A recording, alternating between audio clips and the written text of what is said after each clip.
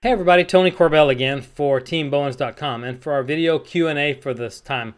You know, one of the questions that comes in over and over and over is all about the softbox. And today I get a question from Daniel in Halifax, Nova Scotia. And he says, what's the best way to use a softbox, period, in terms of its placement and its distance from the subject for a portrait? Daniel, thanks for the question, and it does come up a lot. What is the best way? And my response you're going to hate. The response is going to be it depends. You know, it really does. It depends on how you want this to look. If this is a soft quality portrait of almost replicating a soft window light, or if it's a portrait of a little bit more drama with a little bit harder edge to it. So you do have those options, and the distance will gauge that, as well as the size and where you place the subject relative to the softbox.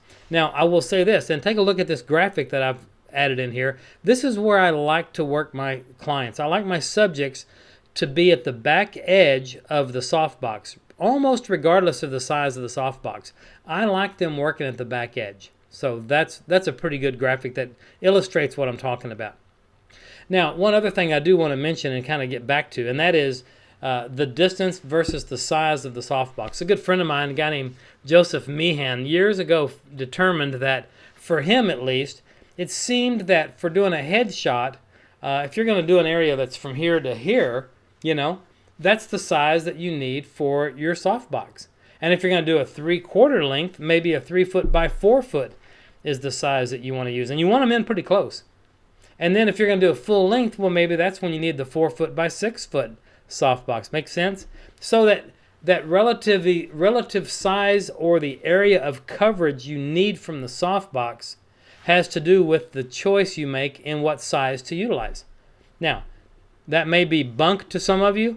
I've noticed that when I do that and I kind of follow that line of thinking, I kind of like the work. So, you know, there may be something to that. Anyway, it's a great tip, something to think about. Keep this in mind and just get in and experiment. There's not enough words to express how important it is for you to get in the studio by yourself where it's quiet and just start experimenting with the subject. So, hope this helps, and I really appreciate all the support we're getting here, and thanks for tuning in. Check us out at YouTube at our Bowens TV channel. Thanks, everybody. I'll talk to you again soon. Bye-bye.